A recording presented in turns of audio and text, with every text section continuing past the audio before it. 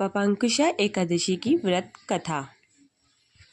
धर्मराज युधिष्ठिर कहने लगी, हे भगवान, आश्विन शुक्ल पक्ष एकादशी का क्या नाम है?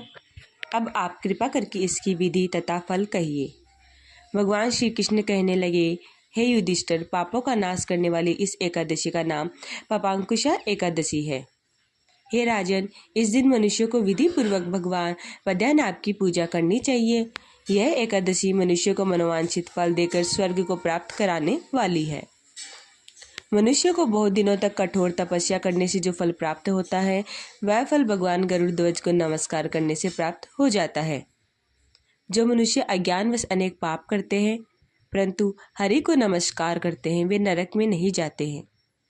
विष्णु के नाम के कीर्तन मात्र से संसार के सब तीर्थों के पुण्य का फल मिल जाता है। जो मनुष्य शार्क धनुषधारी भगवान विष्णु की शरण में जाते हैं, उन्हें कभी भी यह यातना नहीं भोगनी पड़ती है। जो मनुष्य वैष्णव होकर शिव की और शैव होकर विष्णु की निंदा करते हैं, वे अवश्य नरकवासी होते हैं। सहस्त्रों वाजपेय और अश्वमेघ योगों से जो फल प्राप्त होता है, वह एकादशी के व्रत के 16वें भाग के बराबर भी नहीं होता है। संसार में एकादशी के बराबर कोई पुण्य नहीं है। इसके बराबर पवित्र तीनों लोकों में कुछ भी नहीं है। इस एकादशी के बराबर कोई भी व्रत नहीं है। जब तक मनुष्य पद्मनाभ की एकादशी का व्रत नहीं करता है, तब तक उनकी देह में पाप वास कर सकते हैं। हे राजेंद्र, यह एकादशी स्वर्ग, मोक्ष, आरोग्यता, सुंदर स्त्री और अन्न धन को देने वाली है। एकादशी के व्रत के बराबर गंगा मैया, काशी, कुरुक्षेत्र और पुष्कर भी पुण्यवान नहीं है। हरिवासर तथा एकादशी का व्रत करने से और जागरण करने से सहज ही मनुष्य जो है वो विष्णु पद को प्राप्त होता है। हे युधिष्ठिर, इस व्रत के करने वाले 10 पीढ़ी मातृपक्ष, 10 पीढ़ी पितृपक्ष, 10 पीढ़ी स्त्री पक्ष तथा 10 पीढ़ी मित्र पक्ष का उद्धार कर देते हैं।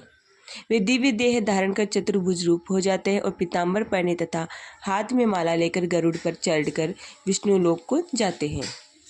हे नृपतम, बाल्यावस्था, युवावस्था और वृद्धावस्था में जो इस व्रत को करने से पापी मनुष्य भी दुर्गति को प्राप्त न होकर सदगति को प्राप्त हो जाता है। आश्विन मास के शुक्ल पक्ष की इस पापांकुशा एकादशी का व्रत जो है वो मनुष्य करता है, वह अंत समय में हरिलोक को प्राप्त होता है और समस्त पापों से मुक्त हो जाता है। सोना, तिल, भूमि, गो, अन्न, जल, छत्री तथा ज्योति दान करने से मनुष्य यमराज को नहीं देखता है। जो मनुष्य किसी प्रकार के पुण्य कर्म किए बिना ही जीवन के दिन व्यतीत करता है, वह लोहार की भट्टी की तरह सांस लेता व निर्जीव के समान ही है। निर्धन मनुष्य को भी अपनी शक्ति के अनुसार दान करना चाहिए और धन वालों को सरोवर, बाग, मकान आदि बनवाकर दान करना चाहिए। ऐसे मनुष्यों को यम का द्वार नहीं देखना पड़ता और संसार में दीर्घायु होकर धनाढ्य, कुलीन और रोग रहित रहते हैं।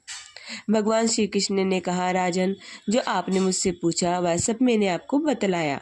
अब और आपकी क्या सुनने की इच्छा है? इति शुभम। यहीं पर हमारी व्रत कथा समाप्त होती है। दोस्तों, मैं आशा करती हूँ आपको मेरी वीडियो पसंद आई होगी। आप मेरे चैनल को ज़रूर सब्सक्राइब कीजिएगा, वीडियो को लाइक कीजिएगा ऐसे ही और वीडियो और धार्मिक कथाएं सुनने के लिए।